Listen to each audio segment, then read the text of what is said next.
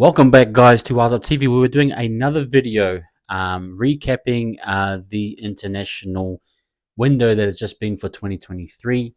And I'm going to give you some thoughts on what were some positives, some negatives, and some feed forward things that I think the international scene needs to improve on. So I've got 10 in each topic, 10 positives, 10 negatives, and 10 things I think we should improve. Now, the positives.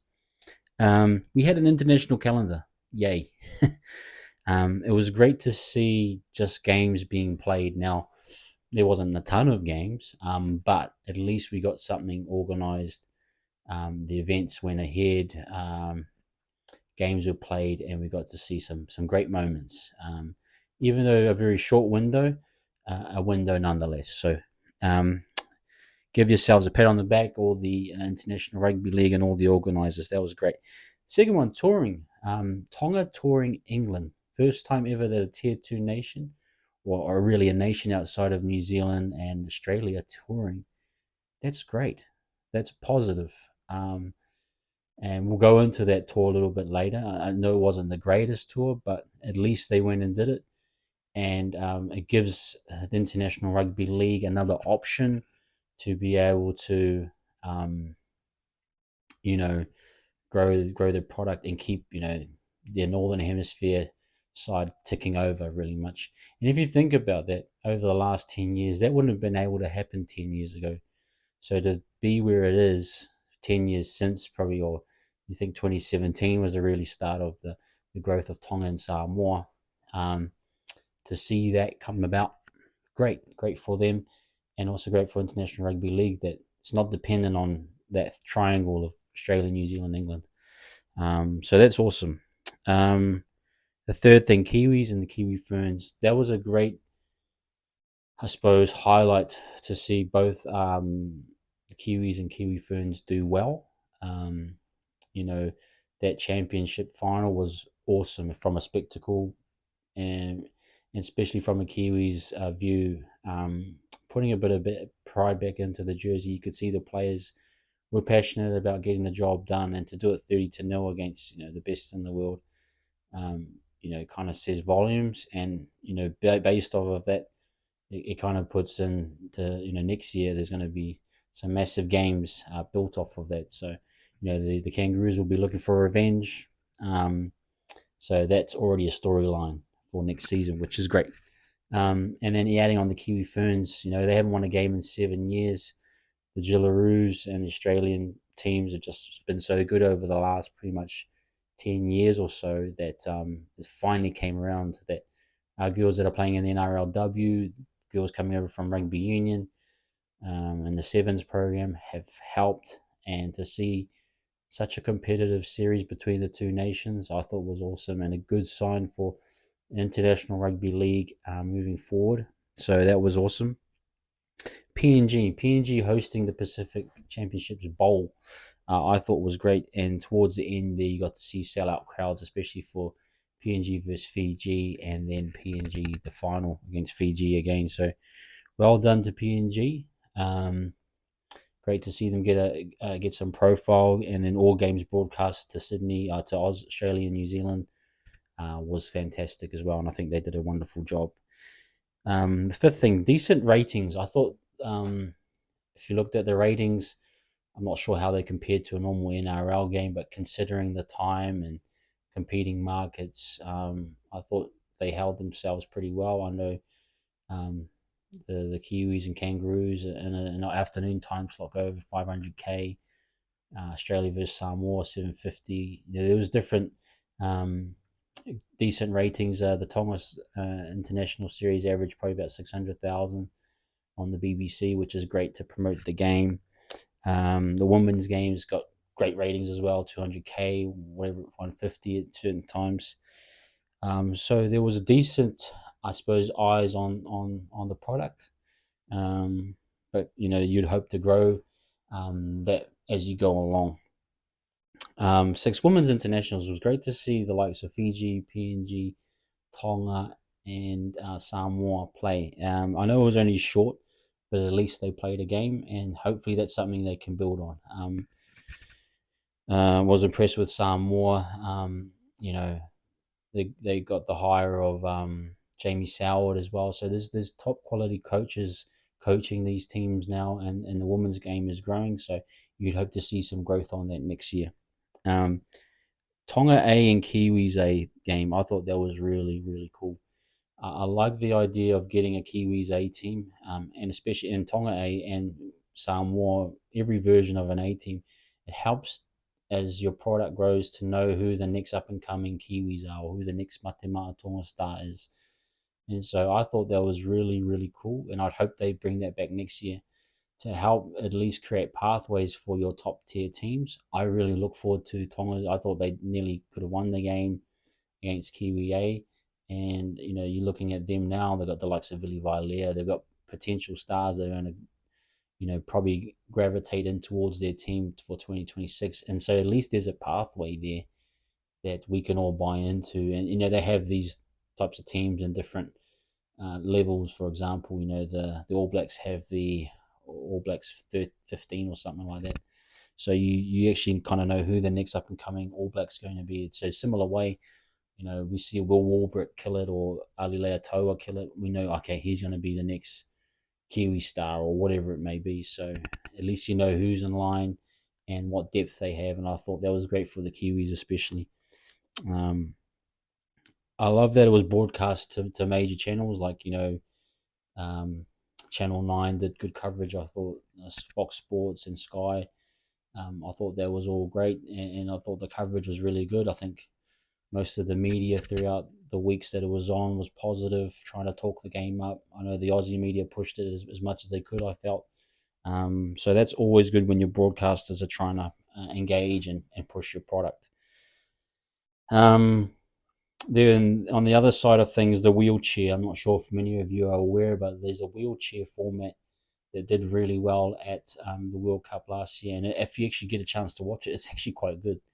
And it was great to see that they got close to 3,000 people watching it and broadcast live onto BBC. So the wheelchair arm of Rugby League is building its own profile, built around the England and France kind of rivalry. So that's a nice little caveat, I suppose, that you can add to your overall international program. But I thought that was good. And then 10, my last thought is there is a plan moving forward. There's something happening where we actually trying to build something. And I suppose I'll talk about that moving forward, what that looks like. But at least, there's earmarked World Cup. We do know is going to be 2026. We don't know yet where it's going to be. So there's all these hang-ups, I suppose, with the international game. But at least we kind of got a semi-draft of a map happening. And at least this year, they kept their word and did what they planned to do. So awesome. Negatives, crowds and locations. If you looked at the Samoa game against the Kangaroos, taking it up to Townsville, um, didn't make much sense to get to really get the best out of the Toa Samoa crowd. If the Toa Samoa Matemata Tonga fan base, these are passionate, patriotic followers, but they are, in locations like Sydney, Brisbane. So why not have a game, for example, in Sydney, Western Sydney at CommBank, where you can get a massive following of Toa Samoa, and then you build the Kangaroos brand in Sydney again. For so long, the Kangaroos have never played in Sydney. It's almost they take it everywhere else, but so that was poor scheduling. Hamilton was poor scheduling from the sense that they didn't understand the market, I felt, for the game, and also didn't promote it very well. And then the triple header was kind of good, and I thought that was quite effective. But Melbourne as well, not a sellout, although a massive city that you could probably go back to again and get a more of a casual fan to come along if you did it right, but still not a sellout. So locations and crowds were not the greatest for this competition, and the 13,000 against the two best teams in the world, in my view, with probably 26 of the best players out there almost.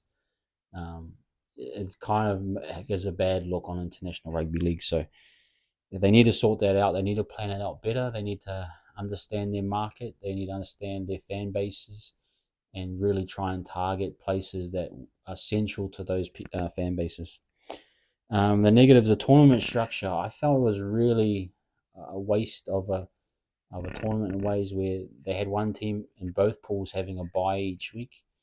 You know, it kind of, I feel for the likes of Tor Samoa only had got to play 2 games this season, this international window.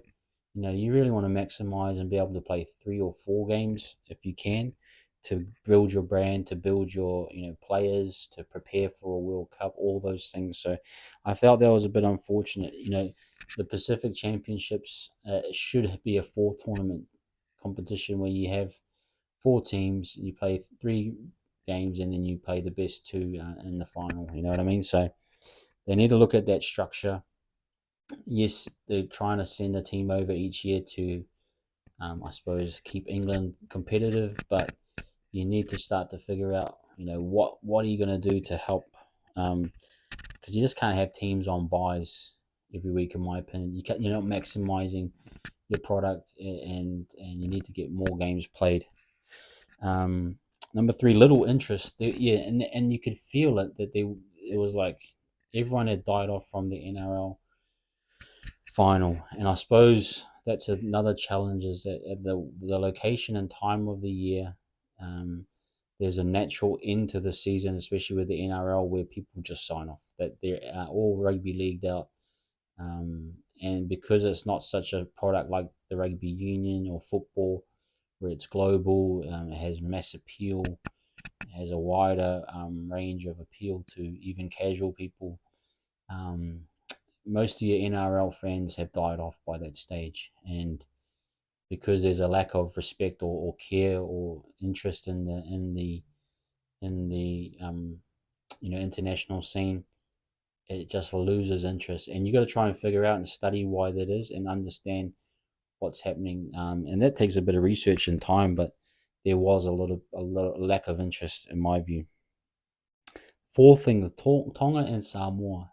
It's a shame that we haven't seen since 2019 or maybe further on a game against Tonga and Samoa. These are 2 teams that used to have mid-season internationals every year that were building and selling out. We did get to see in the World Cup last year, but this needs to be an annual fixture. This needs to have its own kind of thing, because they could sell out definitely a 30K stadium or Mount Smart, whatever you want to do. They need to get this Tonga Samoa game sorted out, in my view, because it's such an important, it's a significant, it's got its own inbuilt rivalry, and the players, and the fan bases, I think it's just great for them. Now, the next thing for me, the England financial struggles. This goes back to the tour. Yes, it was great that Tonga went over there, but the crowds were really poor, like almost 12, average of 12,000. I think they might have got 39,000 over 3 games. From what I heard, they needed 50,000 to break even. I'm not sure if that's true, but the attendances were poor. They were all in, I suppose, the heartlands areas of North Yorkshire and West Yorkshire. I'm not too sure, but wasn't a great financial successful campaign or tour for England or Tonga. And yeah, it wasn't a great money making tour. And so you got to be interested to see what happens. Do they commit again and lose money if taking Samoa next year? So there's all this uncertainty because of financial burden upon organizations, that it's almost too hard to run some of these tours, these test series, and especially if England, they're in a situation where they're the only good team in the Northern Hemisphere. So you have no competitors around you to build rivalries with. You're depending on a nation like Tonga and Samoa to give you competition. So you have to fly them there, and the appeal isn't the greatest because Tonga is a small island. Same with Samoa. only for really people that really know, watch the games, know that these are great NRL players. So you're only targeting an audience who watch the NRL and Super League. It's very difficult to kind of get casual fans buying into smaller nations like that. So those are some of the challenges, and the big question is, will they commit to Samoa next year? We just don't know, and I suppose that's another thing that kind of just lets the game down a little bit. The women's competition, just a bit of inconsistency, and I know it was the first year, but Samoa only played one game, Tonga only played one game. I think PNG and Fiji only played one game. Now it's great that they played one game, but next year you have to look at it and try and get these teams to play at least 2 or 3 games in that window. If you look at what the rugby union has done, and I know it's a different culture and different, you know, their organization has almost multi-million or billion-dollar industry where they can fund these competitions, but the women's 15, and they had a tier system where it was 1, 2, and 3, and 6 nations in each team, so they had up to 18 nations playing in them. But if you looked at it, it was a great concept to get the ball rolling, to try and build, I suppose, a brand, or get some games for these ladies. I wish they'd kind of done something similar for the rugby league, where maybe you do like a 4 nations or maybe 5 nations. That you say you have PNG, Fiji, Tonga, Samoa, Australia, and New Zealand. You don't have to play, round robin 5 rounds. Just play 3, cross pool games. I think what they did in the World 15, they just played cross pool games, and then the last game was between New Zealand and England, which were the 2 best teams, and England won, I think. And so you probably could do something similar where you have the Kiwi Ferns and the Jillaroos in one pool, and then they play cross pool games, and in the last game they play the Kiwis and Jillaroos. So just a bit more thought, a bit more consistency, and building those teams up, because they need more games, in my view. So I think that's something they need to work on for next year. Number 7, I kind of thought time of year. For time of year, you're over at least in the southern hemisphere. It's going into cricket season. It's going into other events. You know the NRL do capture a strong window there in the winter. It finishes in October, and that's when cricket season starts. And so, yeah, we're competing with the likes of the Cricket World Cup, those types of things. So how can we turn, I suppose, create more of an event where it captures, I suppose, what's happening around you? Can we, it's coming into really nice weather. The football on Saturday at FMG Stadium in Hamilton was awesome. It was beautiful. It was sunny. Saturday afternoon, best time to watch footy. It was just breathtaking, the product. How can you capture that product where weather's great? How can you make it more into maybe a carnival type vibe? That's something to look at. The eighth negative thing I thought was unsure of who's playing next year, and the thing about it is, PNG won the bowl of the Pacific Championships. We don't know if they're even getting advanced up into the top tier with Australia and New Zealand, but they rightfully should earn that spot. Like, there should be some way where we need to clarify what's happening and be very firm on what the rules are, because in fact PNG, in my view, won that cup. They should now advance up into the upper tier, and Samoa might go to tour or whatever it is. They need to figure out some hard and fast rules, because these nations need to know that they're earning things. So there's a little bit of uncertainty about what's actually happening next year. Was it promotion, relegation, and when do we know things are happening? So it's kind of like this real unsureness about what's happening. Branding now, I've talked about it on another video about the Kiwis brand, virtually unknown. The Kangaroos brand even, it just lacks to grab the audience's attention.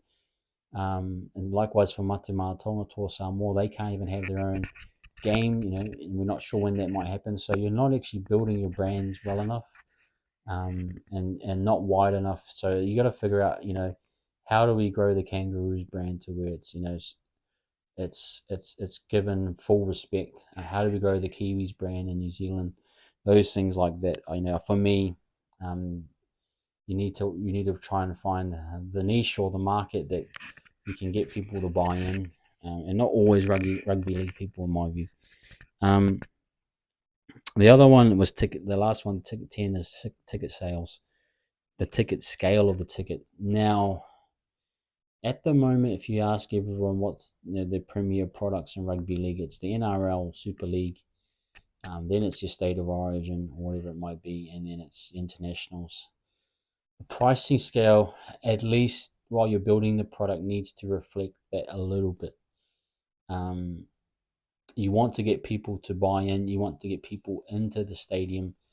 Um, there needs to be a better scale in terms of the premium seats. I think they're just a little bit overpriced. $100 for premium seats for a product that you're not too sure on, that hasn't truly been tried and it's not tried and true and tested product over a long period of time. You may need to drop that price down a little bit, in my view. So that's something that needs to be looked at. How do we get more people in, and then over time, can we build that price range up to where it needs to be earned respect? Because there's internationals, but the view of the average rugby league person is international is below NRL. They're more than willing to pay $100 for an NRL game. They trust that product. They believe in that product. How do you get to that stage? And maybe you got to start off with slightly cheaper tickets, get people through. And when you see a game like the Kiwis and Kangaroos, and they're like, for who those people that were there, I have no doubt will want to buy a ticket next year, and then maybe you can bump the price up a little bit. Okay, so those are some of the negatives, and I probably missed a ton, but those are some of the things I thought. Feed forward for me, what we need to improve on. Now, they need to, for me, they need to have all these events planned and booked by March. Now, I know nothing about crowd event planning and organising events, but I know for a fact the origin at the MCG has just been announced. So you can buy your tickets, 7, 8 months out right now. That's how organised State of Origin and the NRL are. The International Rugby League and the organisations, they need to jump on it by March at least. I would want those venues confirmed, tickets confirmed, so that people can get early bird tickets and prepare themselves to prepare for the Pacific Championships. Okay, so that's one thing. Yeah. Now the next thing for me is marketing year round. You got to find a way of infiltrating with the power of the NRL product. What's a way that you can kind of infiltrate that and keep your product alive um, throughout the NRL season? Very difficult. People are so club centric and origin centric. But if you think of Origin, it has its window. Pretty much starts from April through till July. Now, maybe for Pacific Championships or International Rugby League, you're starting to get probably end of July through till September, and then by November, the last weekend and first weekend in November, you're done. So you need to figure out your window, how you're going to market it, how can you infiltrate that market. Okay. Then an idea I've had is players buying out throughout the season. So you want your players, when they're having interviews, to just drop in little things. So, for example, you get a James Fisher Harris interview next year at Penrith at the end of the game. Hey, great game, James. How you feeling? Yep, good. And how's your form? Blah blah blah. Yeah, fantastic. Yeah, what's next? We're just trying to put for the finals, and then hopefully I'll have a good campaign for the Kiwis and the Pacific Championships. Bang. There's your little quote, keeping people interested. Like, okay, he's focused on the Pacific Championships. It just adds to, and if you can get all the Kangaroos players just to mention it once, or a couple of times throughout the year, it gets you to think, look where the players are focused. They're focusing not only on the NRL, but they're focusing on a bigger task, which is the Pacific Championships. Oh, I might buy a ticket. Now, that's my thoughts anyway, but you need kind of a way to market your brand just continually. And player quotes is always helpful to just let people know, oh, there's something of value to that player. I love that player. For example, there was an interview with Madge and Sean Johnson, and having someone like Sean Johnson in an awkward way kind of not commit to international footy, that immediately puts off your Warriors, you know, uh, fans. If Sean's not going to play, oh well, I'm not going to watch because they're Sean Johnson, they're Warriors fans, and they're fans of Sean Johnson. So it's almost like you got to get buy-in from your key players, that they will want to go and watch that team. Um, I've got an idea about a commitment day, so like almost like a draft, or remember like LeBron James is the decision. There should be a day in the year, say in June or July, whatever it is, where that's the cutoff day for what team you decide you're going to be in. So, for example, say Nas, right? Nas wants to play for Tor Samoa. We don't know yet, and in typical fashion, we'll find out the team the week before they make the team list. And then everyone starts talking, oh, Nas, you trader, or yes, Nas, you're finally coming back to Tor Samoa, yeah. And then it talks about that banter between the Kiwis and Tor Samoa. What if you had a cutoff day to where players actually had to commit by, and then you get, say, Nas and Leo to say, hey, we're Tor Samoa this year. So you say if you got that in July, you've got a month there where people, or 2 weeks window there where that might be in the media hype, and then you've started to build some narrative around that. Oh, Nas and Leota have left the Kiwis. What are the Kiwis going to do? Oh, that's great for Tor Samoa. They're potential winners. Oh, watch out. There's a game against the Kiwis and Tor Samoa. Triple header, wherever it is, blah, blah, blah. So I think there needs to be something like that where you're getting a day where people are posting a spotlight on you, where players are even telling, getting a spotlight, not just on the NRL, but on the international footy. I think they need, it's like kind of a draft day or a player commit day where you commit to what team you're going to play in the international scene. And then, media will pick that up, and there's a story for at least maybe 2 or 3 weeks. Consistency. Now, we've had the Pacific Championships. We just need to be consistent. We need to be consistent in that calendar. Now, they've said they've got a calendar till 2030. Stick to it. Don't change it. Pacific Championships again next year. Well, build on it. Tonga comes back in. Say if Samoa goes, then you got Tonga. Why not add a fourth nation in PNG who won the Pacific Bowl? And then look at, say, someone to play Fiji, or Fiji can tour. Who knows? There's plenty of options there. The other thing is focus on a nation that you want to work on. Now, it was great to see PNG get a lot of attention. They hosted that Pacific Bowl. That's I think that's building the PNG market. Now, the NRL has interest in that, so again, it's kind of supporting the NRL. But is there another nation that we can sort of start to help infiltrate and build them up? In the Pacific, it looks like we've kind of maxed out. Cook Islands even in there, but is there a way of getting another tier of a four nations where you can maybe focus on France, or getting them up to scale, and then eventually in a couple of years' time, similar to how there was a focus on Japan and World Rugby, and specifically the Super Rugby. I think they had a Japanese team and things like that. Is there a way where you can actually start to bring, say, like a France through, or make them even stronger, or maybe just strengthen PNG and Fiji? Like next year, you might have the Fiji and have the Pacific Bowl hosted in Fiji, so you're building those pathways up, stuff like that. You know what I mean? Maybe can you focus on one nation so that you're always adding into that pool? Now, promotion relegation. I think this is a really important part. If you have a Pacific Four Nations, for example, um, why not add in a promotion relegation element? For me, PNG, they've earned the right to go up.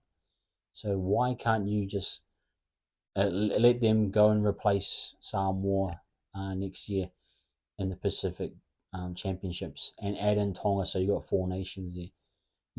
These smaller nations need to feel as though they're working towards something, that they're improving. And then so those are some of the things I'm thinking, is that you have to have clear pathways and clear structures so that people know, okay, Tonga's going down this year, or Fiji's going down this year, PNG's going up. And then encourages them to perform, harder, and it improves your games that are played. So that's something they need to be very clear on. Now, talking about your events, um, it's very hard to sell individual, um, I suppose, events at this stage. I would prefer probably to go back to double headers and triple headers. I think, especially this time of year, and especially the international game isn't the greatest. I think they need to promote more double headers and triple headers where it's more of a carnival. So you get a bigger venue like Eden Park. If you say if you had Kiwis versus Kangaroos, Toa Samoa versus Tonga, and PNG versus Fiji, you possibly get 40,000 there or 35,000. I'm not sure, but and then you're getting a better looking event.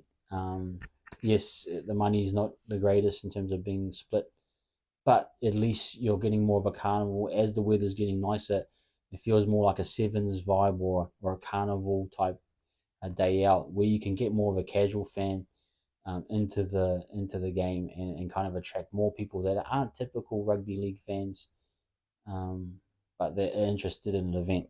Um, that might be another idea. The ninth thing I've got is refining the product. So as we have these Pacific Championships, and as PNG and Fiji get better and better over time, you want a product that's going to be locked in each year. So, for example, you might want to head towards a Six Nations, Pacific Six Nations, where you do it over 4 weeks, where you have cross pool matches, whatever, and then knockouts and those types of things, where those teams like PNG and Fiji are getting those reps playing against your Australia, Samoas, your New Zealands, your Tongas, your Fiji, your Englands, maybe even. So making sure that the product it gets stronger and you can trust in watching those teams. And for example, if PNG get an NRL team, then seeing them be successful, where eventually they might beat Australia or New Zealand or whatever it may be, because those pathways have been inbuilt, and then adding on top of that the representative factor, they start to win games. So it's about building a product that over time will grow. The last thing I've got is new locations and old locations. So, really looking at how do we grow the game. Maybe in 10, 12 years' time, you might look at hosting some games in Japan, but you got to have a really long distance view of how you want to promote it. You might have a series where you host it in South Africa. I don't know. But over time, you need to build your brand. For the example of the Kiwis, maybe the Kiwis should be focused on being, a regional touring team. When they have their games, they go places like Whangarei, Rotorua, places that the All Blacks would never go to, and then try and win those places over in terms of consistently being, consistent in those areas. Um, and then new locations or even old locations, like getting tests back into Sydney, getting games where Kiwis and Kangaroos played at Allianz Stadium, or Kangaroos versus England, the classic Ashes, playing them at Allianz Stadium, things like that. Those are some of the things I think they need to work on. But that's my review, guys. That's what I can think of. Chuck in a comment if I've missed an area that you think needs to work on. It's not perfect international rugby league. We know it's not the greatest product in many people's eyes. There are people who are fans of it, but it's not the majority. So it is a work in progress. But share your guys' thoughts. What's good? What's bad? Just try and stay away from the typical, oh, it's just rubbish. Like give us some feedback of what they can do to improve. It's about improving the product. It's not just bashing, oh, rugby league isn't an international game, it's a joke. Just what can they do to improve it? They've done something. They've played some Pacific Championships. They've played some tests. They've actually had proper international tests against each other.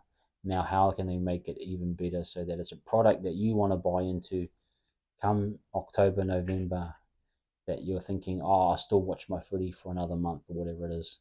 So let me know what you think, guys. But that's my recap. That wraps up the international season. Moving forward, we're getting ready for the preseason and the NRL schedule. So I will be dropping some content on when those things drop. And but yeah, let me know what you think. Give a like, share, subscribe. Peace.